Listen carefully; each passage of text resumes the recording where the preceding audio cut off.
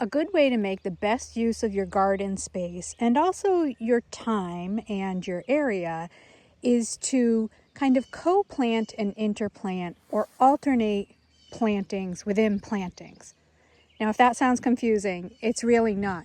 What we're talking about here is planning out your garden in a way that you're mixing and matching plants that maybe have a shorter season against plants with a longer season, or plants that are direct seeded and plants that are grown with some transplants. Now, we've got some examples here in this garden space, and I think talking about them will give you a little bit better idea of this concept and get you thinking about what you're growing and how you could take advantage of this.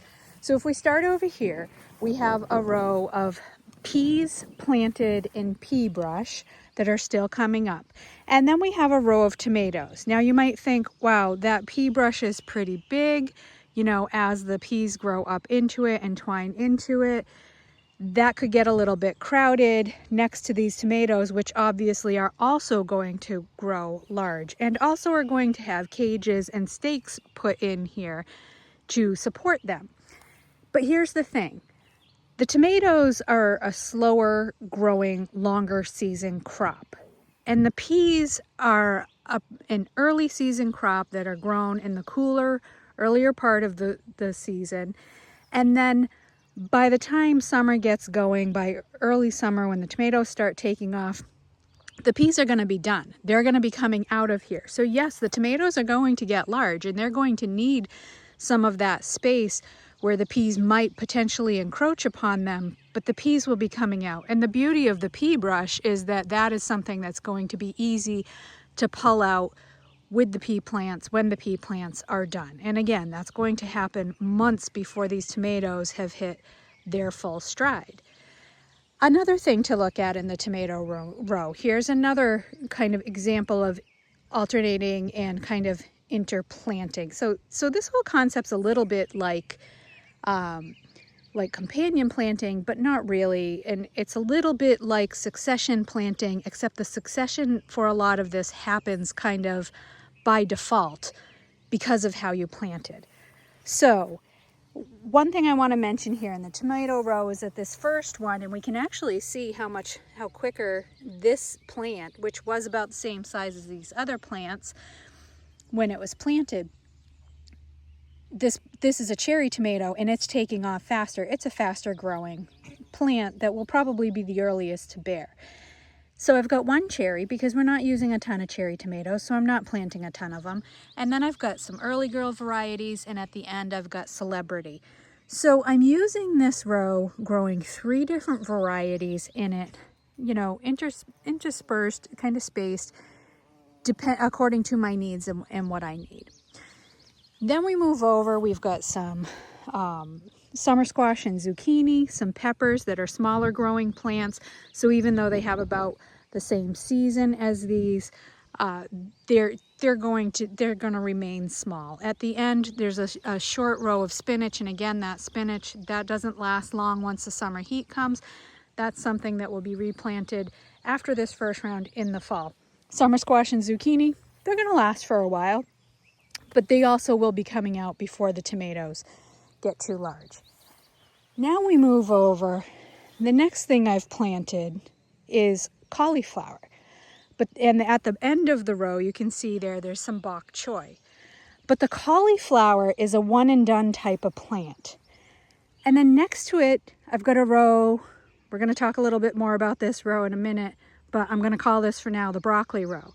Now the broccoli, for me, I use the side shoots. So this is a plant that I'm going to keep harvesting from all the way through the fall.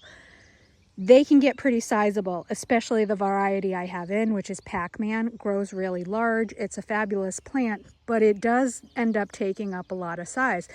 And if I were to leave these rows, you know, growing kind of together like this the whole season, it might get to a point where you've got some encroachment between the cauliflower and the broccoli. But again, going back to the broccoli, it's a one and done. I'm going to cut those. They will bear about the time that the broccoli plants start to bear, but the broccoli plants aren't going to be at their full mature size. They're going to be at a more moderate size when they start bearing. And then we'll cut the broccoli, and then those plants come out anyway. Same with the bok choy. That's going to be ready even before the broccoli is. So even though those rows could be a little bit close, then it's not going to matter in the grand scheme of things, not in the long run, because those are all plants that are coming out. And then when those plants come out, I've got all this space between these rows. Now you can consider if you're going to replant, reconfigure, succession plant, or just leave it. Honestly, at that point in the season, I'm probably going to just leave it and let the broccoli have even more room to expand and grow. And then over here, I've got some beans, some other root vegetables down the bottom. But I did want to go back before I forget, sorry about that, and talk about the broccoli row, because the broccoli row is not only broccoli. The broccoli row is 12 plants of Pac-Man broccoli and 12 plants of red cabbage. So this is exactly like the cauliflower. The red cabbage is a one and done. Yes, this is too close to be growing broccoli and cabbage together for the entire season, but it's not too close to be growing them together because the red cabbage is going to come out again about the time that the broccoli is at a moderate size, and then the red will get harvested just like the broccoli. Those plants will come out, and now we've doubled the space between the broccoli plants. Another way you can capitalize on this idea of alternating use and planting is to do it kind of within the same variety. So this is an example of it in the lettuce row. Now I've got red romaine lettuce and green romaine lettuce, which grow up, they have about the same harvest time, but the green usually takes a little longer than the red. So again, first thing that will be coming out is the red. I'll be using that up. Then I have the green behind it in a little bit of a succession planting type of thing. And when the red comes out, the green gets a little more space. And then, you know, this is something that I'll end up replanting because lettuce just isn't that long of a plant. It doesn't need that much time. Then when we come down here, we can see that we have the transplants, the plants I started from transplants so that I could get some earlier harvests out of them, some quicker use. And then I've got rows that are direct seeded, and they're just starting to come up here. And I've got a couple, I've got some spinach there at the end. Again, that will come out.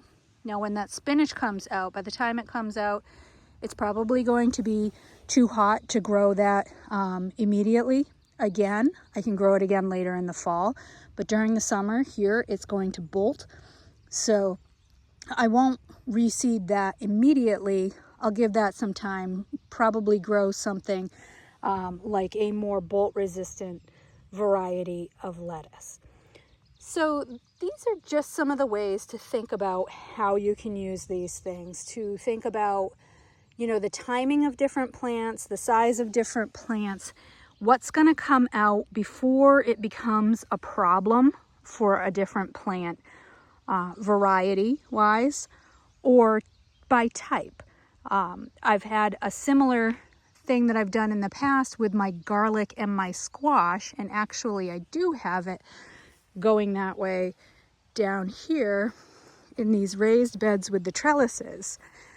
What I've got is the garlic that was planted in the fall is growing, doing well, and then along the trellis itself, I've planted some pumpkins and squash. And yeah, that's going to be too much for all of this for these small beds, but it's not, because this garlic will be coming out in about the next 4 to 6 weeks, and that's going to leave plenty of room and time for when those pumpkins come up. They've been direct seeded just a week or so ago, so they're not up yet. But when they do come up, they're going to have this whole bed. They can take over this whole bed. I can reapply some compost just to freshen it up, give them some more nutrients back into the soil. But this is going to work well too, without me having to take on a whole lot of extra equipment or space. And honestly, it's a big time saver too. So there you have it. There's the concept. Think about what you can mix, match, alternate, trade places with. It'll make better use of your time, It'll help you keep weeds more under control because it's less space that you have to maintain the whole time. And it will give you more yields and more variety in your garden.